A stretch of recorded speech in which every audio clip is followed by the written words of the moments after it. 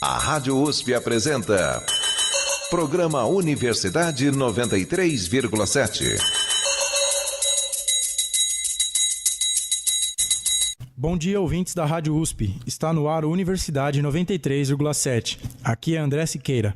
O programa de hoje é um debate sobre interatividade e acessibilidade no rádio. A acessibilidade no rádio é uma temática discutida para gerar a inclusão de ouvintes com deficiência auditiva e visuais nos programas. Garantir esse acesso e interação é visto como mais uma forma de difundir conhecimento e cultura. Para contribuir com esse conhecimento e inclusão, inúmeras rádios já estudam disponibilizar conteúdo legendado e com audiodescrição. Também é estudada a possibilidade de se criar programas com conteúdo em Libras. Para ilustrar essa questão, entrevistamos a jornalista Heloísa Rocha, da Rádio Gazeta, a professora Sueli Maciel, docente da Unesp de Bauru, Lucas Radaeli, engenheiro de software com deficiência visual, que participou de podcasts em rádio, e Leila Sarmento, jornalista e sócia de uma web rádio que fala sobre cultura. Acessibilidade no rádio. Vamos começar com a entrevista com a jornalista Heloísa Rocha, deficiente física que trabalha na Rádio Gazeta. Bom dia a todos os ouvintes do Universidade 93,7. Eu sou João Vitor Escovar e para falar melhor sobre acessibilidade no rádio, tanto para quem produz como para quem consome o conteúdo, fui entrevistar a jornalista Heloísa Rocha, que trabalha na Rádio Gazeta AM. Heloísa é sergipana, mas mora há muitos anos em São Paulo, onde fez sua pós-graduação. Com uma deficiência genética, ela mostra que a questão física não é um empecilho para trabalhar no rádio. Sou jornalista, possuo uma deficiência física, né? Na realidade é caracterizada por uma doença rara, chamada osteogênese imperfeita, que tem como principal característica a fragilidade óssea. Eu sou redatora da Rádio Gazeta AM. Dentro da emissora, eu sou responsável pelo site, pelas redes sociais da rádio, né? Heloísa conta as principais dificuldades geradas pela deficiência e aponta alguns truques que teve de adotar e qualidades que teve de desenvolver para trabalhar no rádio. Pela fragilidade óssea, que eu já havia dito que é a principal característica, eu tive inúmeras fraturas, desde a época que eu estava na gestação da minha mãe. Então, por esta razão, eu tenho inúmeras deformidades, principalmente nos meus membros superiores e inferiores, o que não me permite andar. Eu utilizo uma cadeira de rodas. E outra característica, no caso do tipo da doença que eu adquiri, eu tenho baixa estatura.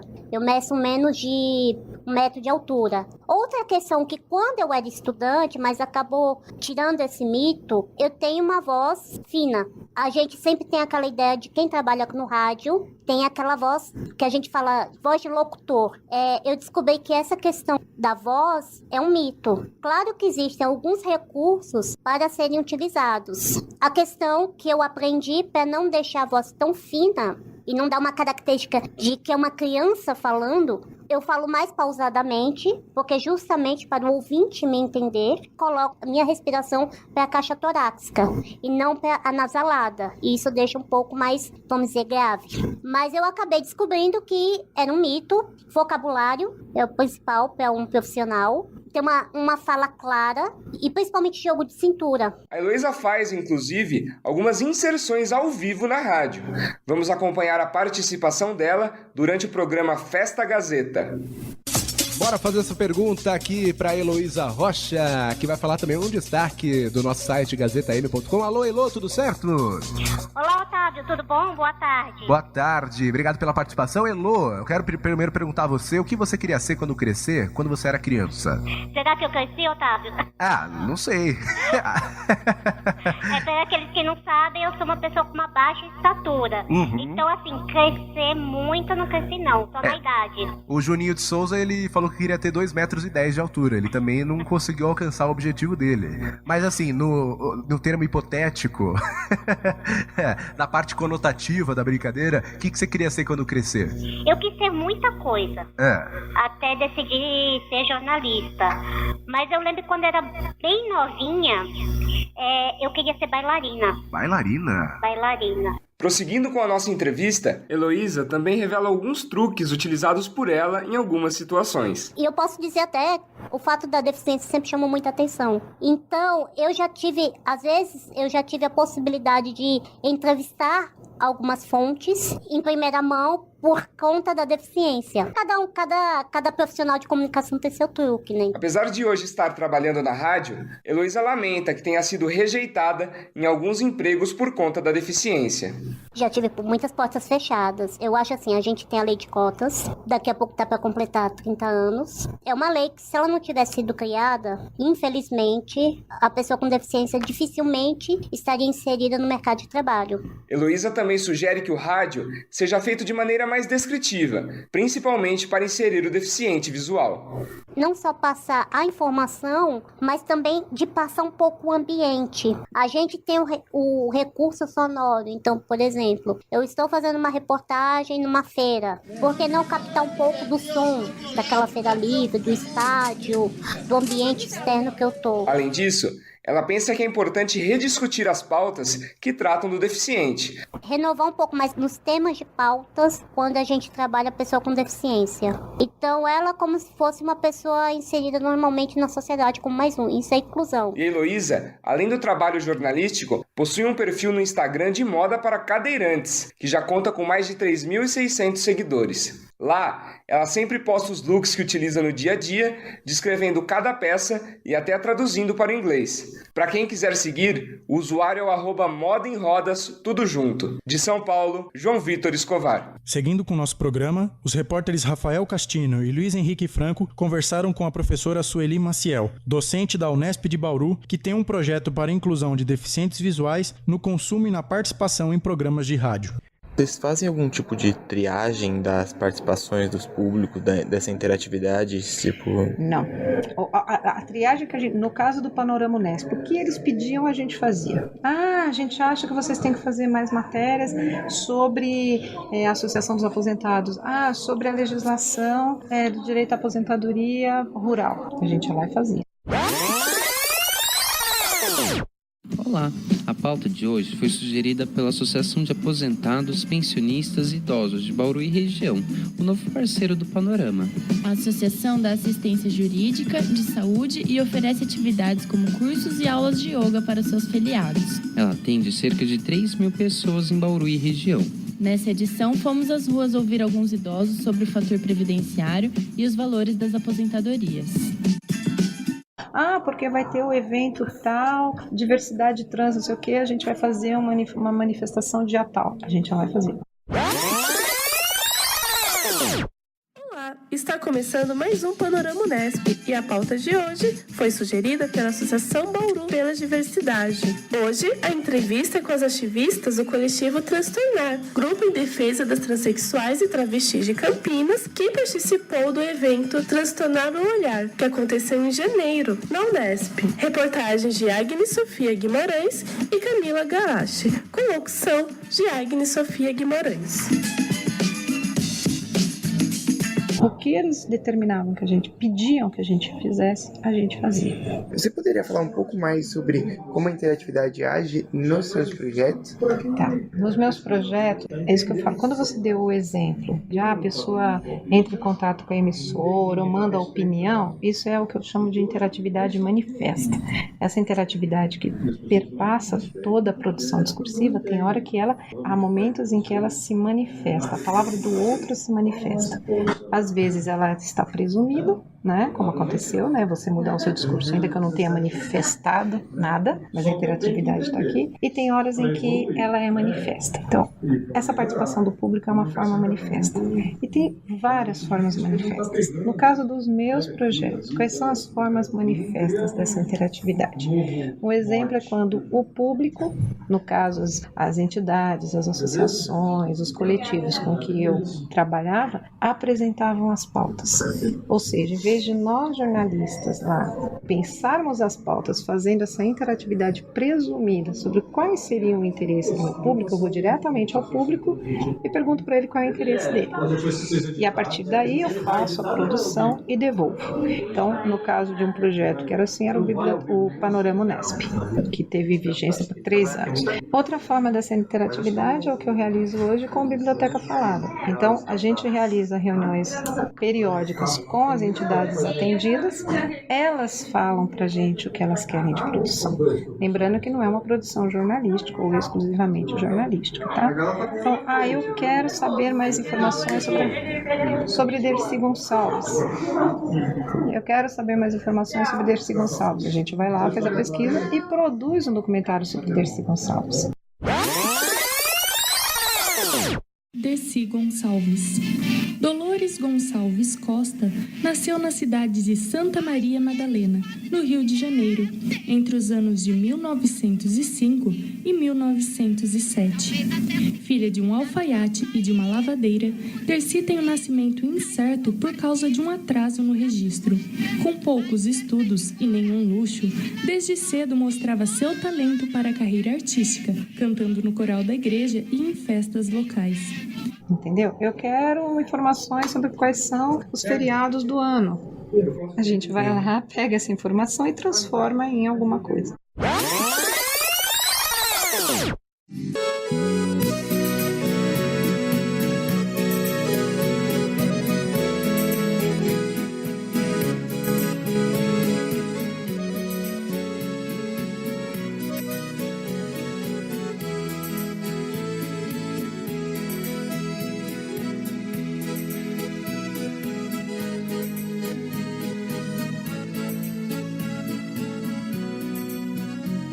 Vamos ouvir agora os feriados do ano de 2019.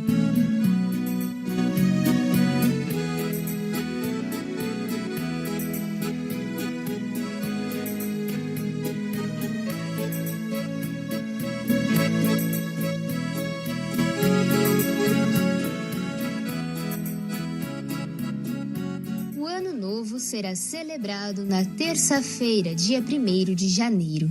O Carnaval vai ser celebrado na terça-feira, dia 5 de março. Em abril... Então, interatividade nesse sentido. E agora a gente conseguiu chegar num nível de interatividade em que o próprio ouvinte, vamos dizer assim, participa da produção. Então, nós realizamos um radiodrama.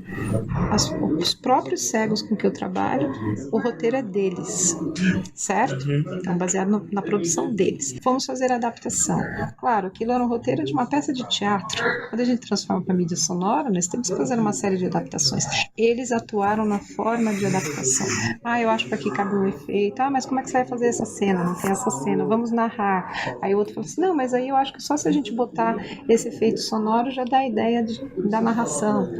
Aí teve um momento que eu sugeri uma trilha sonora e eles falaram que era de Escravos de Jó, por que a gente não faz o som aqui na mesa mesmo? Aí vamos pegar os copos e eles cantaram Escravos de Jó, batendo as xícaras na mesa, né, na hora da gravação. Então, é uma forma de o público atuar diretamente na produção. Então, essa produção é uma coprodução, ou é uma produção conjunta entre o público e nós, produtores. Então, essa separação entre quem é o quê, nessa produção se apaga.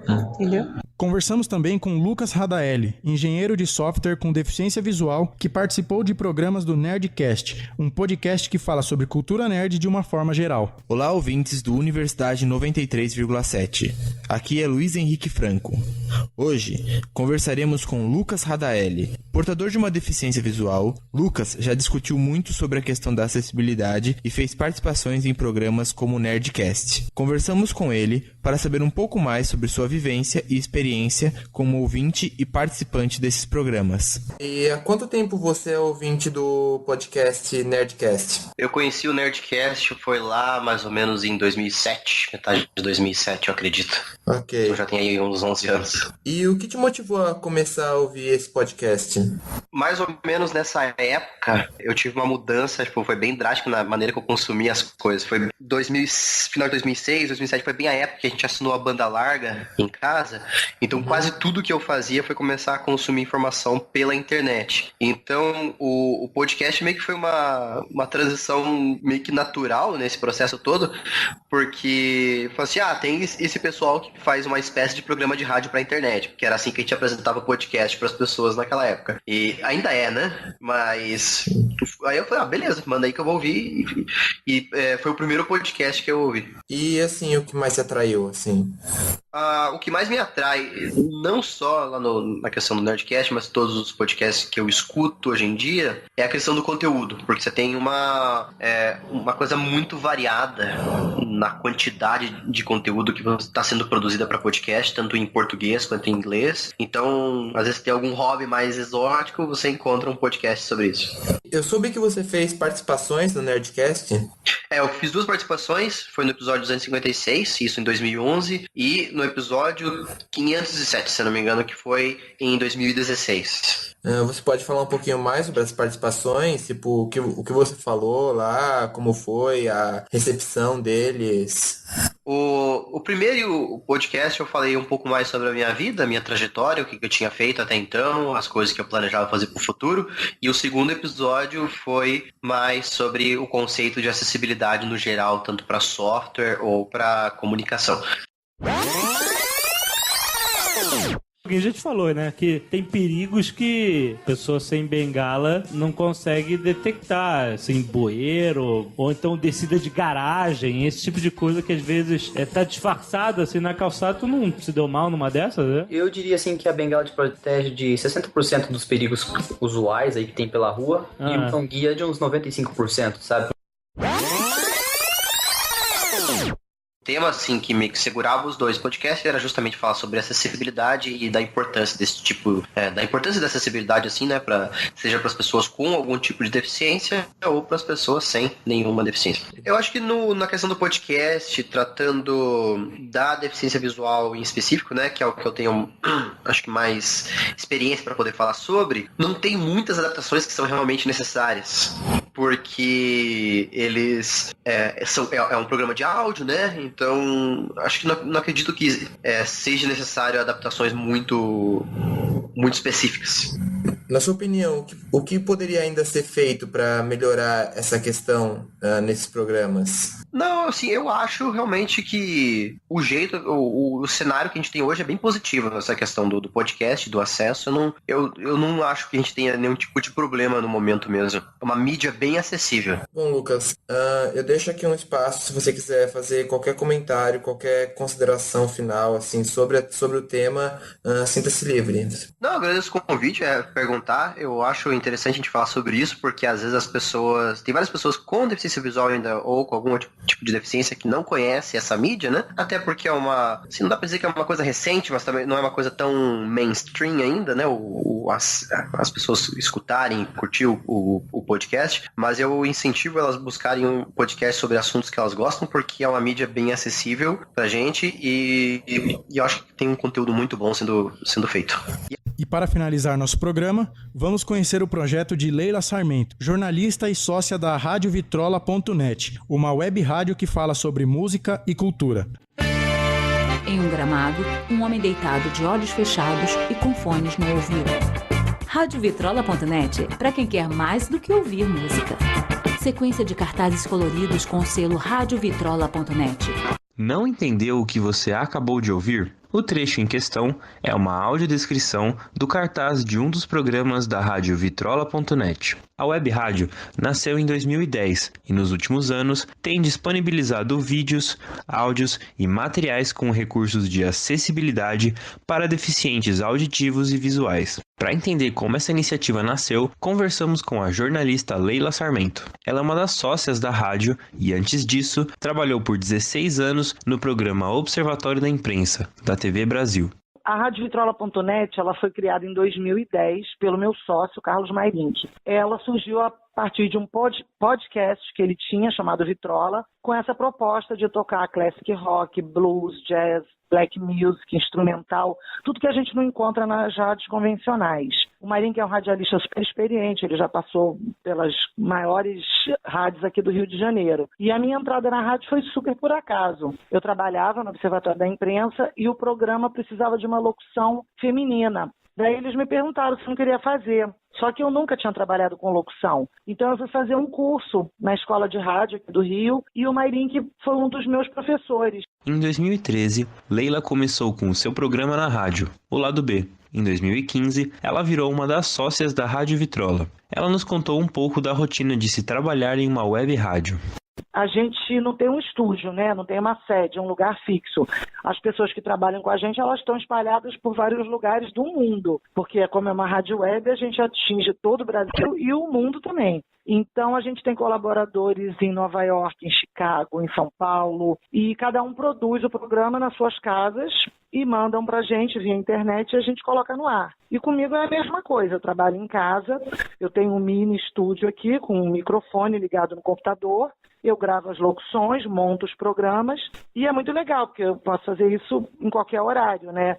No meu caso, eu sou uma pessoa noturna, então a maioria dos programas eu faço de madrugada, tá tudo calminho, não tem barulho, o telefone não toca. E o nosso deadline é o horário que o programa tem que ir pro ar. Pelo menos 1 ou 2 horas antes, ele já tem que estar todo pronto, montadinho e lá no servidor para poder entrar no ar. A opção de incluir programas com acessibilidade para deficientes visuais e auditivos surgiu a partir da conversa de 2 amigas de Leila que trabalham nessa área. Essa ideia surgiu porque eu tenho 2 grandes amigas. Uma é a Georgia Rodrigues, que é audiodescritora, ela trabalha com pessoas com deficiência visual, e a Tatiana Targini, que foi minha colega lá no Observatório da Imprensa, que ela trabalha com pessoas com deficiência auditiva. E aí, conversando com elas, elas foram me conscientizando, né, da necessidade de inclusão dessas pessoas em todas as formas de comunicação. Então, como a gente é uma rádio, automaticamente a gente já é acessível às pessoas com deficiência visual. Mas a gente tem, por exemplo, uns vídeos que ficam lá no site da rádio, que a gente fez em ocasiões especiais, ou aniversário da rádio, fim de ano, e ali a gente aparece em vídeo, né, falando do nosso trabalho na rádio, e aí a Georgia falou que seria interessante fazer a audiodescrição do vídeo, para as pessoas com deficiência visual entenderem como é que é a nossa aparência, como que a gente está vestido, o que tem atrás da gente no vídeo, enfim, essas coisas. Além da descrição dos vídeos, Leila fala um pouco sobre acessibilidade em rádio também para deficientes auditivos. Em relação às pessoas com deficiência auditiva, que foi a nossa maior surpresa, né? Porque a gente sempre achou que a rádio seria totalmente inacessível. E aí a Tatiana me falou que, ao contrário do que a gente pensava, os surdos se interessam muito por música. Então, mesmo que eles não consigam ouvir a música, eles querem saber a história dos artistas, querem saber quem foram os Beatles, o Clube da Esquina, o Roupa Nova. Então, aí a gente legendou alguns desses programas. Aí todo esse material está lá no nosso site, né, o www.radiovitrola.net, numa aba que a gente criou de acessibilidade. A jornalista ressalta a importância da produção de conteúdo acessível para essas pessoas. Só no Brasil tem mais de 6 milhões de pessoas com deficiência visual e quase 10 milhões com deficiência auditiva. E essas pessoas têm que ser atendidas, né? No rádio, por exemplo, além da música, ela tem várias outras informações, né? Tem notícia, tem serviço, tem anúncios. E essas informações interessam aos surdos. No caso do rádio, eu acho, né? Não sou especialista, mas eu acredito que isso tem que ser feito via site. Até agora, a opção de acessibilidade foi produzida apenas em alguns especiais, por conta dos custos de produção de se contratar profissionais especializados. Mas Leila acredita que esse é o caminho para os veículos de comunicação. Ela destaca a gratificação em receber o retorno de uma deficiente visual que ouviu um desses programas. A coisa mais legal que aconteceu com a gente foi uma pessoa cega, a Cida, que ela falou que ela ficou emocionada quando ela ficou sabendo como era a logo do Rock in Rio. Porque nesse vídeo de aniversário da rádio tem um banner de um programa especial que a gente fez sobre o Rock in Rio. E tem a logo do festival e a Georgia fez a audiodescrição da logo, que é um globo terrestre azul com uma guitarra. E com a logomarca em fundo preto. Rock in Rio. Ao centro, o globo terrestre na cor azul. Sobre ele, uma guitarra. Abaixo, festival. E a Cida falou que apesar do festival existir há mais de 30 anos, nunca ninguém tinha dito para ela como é que era a logo. E a gente ficou muito feliz com isso. Você começa a escutar as histórias, você vê que é um mundo enorme. E que poder fazer parte dele, né, poder levar o trabalho, a gente faz esse trabalho na rádio assim, com amor, com dedicação. É muito legal poder levar isso. Aqui é Rafael Bataglia para a Rádio USP. E com isso, vamos encerrando mais uma edição do Universidade 93,7. Opa, André, desculpa te interromper, mas antes de encerrar o programa, Olá, ouvintes, meu nome é Daniel Miyazato e eu trago aqui umas últimas dicas da professora Sueli Maciel para como produzir um bom programa para pessoas com deficiência. Como que a gente deve trabalhar com essa temática num programa? Primeira coisa, usar a terminologia correta. Não é portador de necessidades especiais, não é deficiente. A terminologia correta é pessoa com deficiência.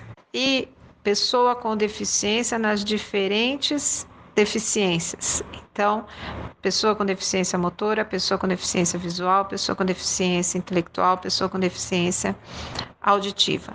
E dentro de cada deficiência também tem as suas, vamos dizer, suas subdivisões ou as suas particularidades. Então, dentro do rol de pessoas com deficiência visual, tem a pessoa com baixa visão, a pessoa com cegueira. Pessoa com surdez, a pessoa ensurdecida, né? A pessoa com deficiência auditiva ensurdecida, tá? Então, primeira coisa, trabalhar com a terminologia correta, pesquisar, buscar a terminologia e utilizar a terminologia correta, certo?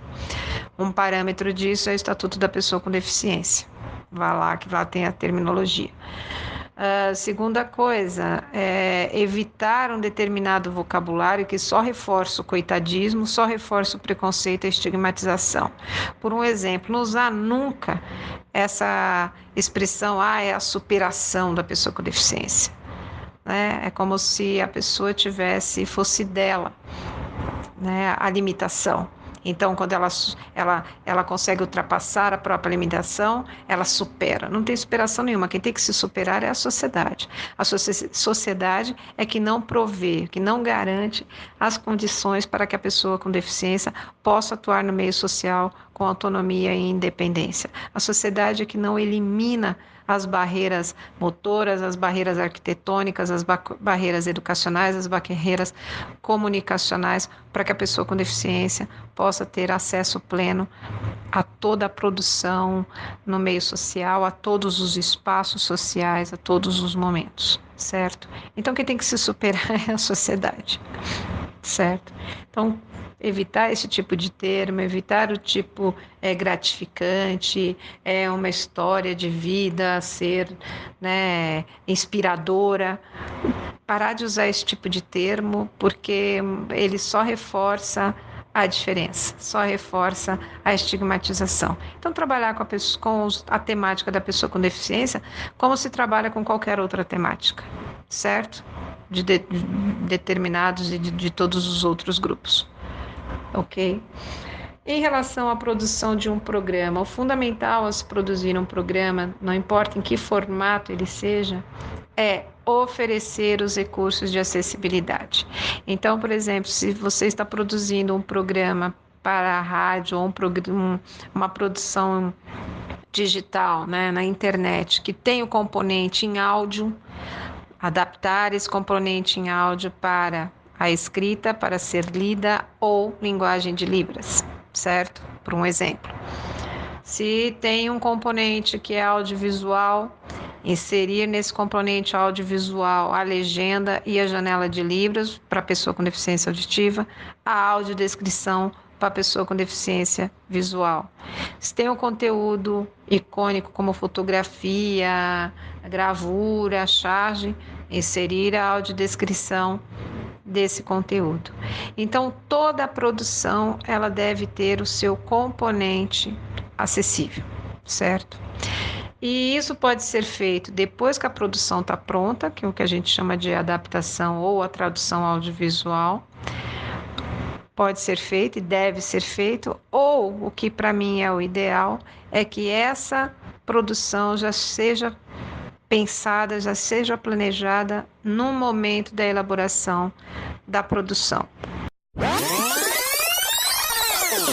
Os arquivos que você ouviu neste programa foram cedidos pela Rádio Gazeta e pelo Nerdcast, do portal Jovem Nerd. Também escutamos trechos dos programas Biblioteca Falada da Unesp, Panorama Unesp e radiovitrola.net. Essas produções foram utilizadas somente para fins didáticos. As reportagens que você ouviu foram feitas por Rafael Castino, Rafael Pop, Luiz Henrique Franco e João Vitor Escovar. A locução do programa é de André Siqueira. A coordenação de Daniel Miyazato, com produção de Rafael Castino e edição de Breno Deolindo. Agradecemos a audiência de todos vocês. Muito obrigado e até a próxima.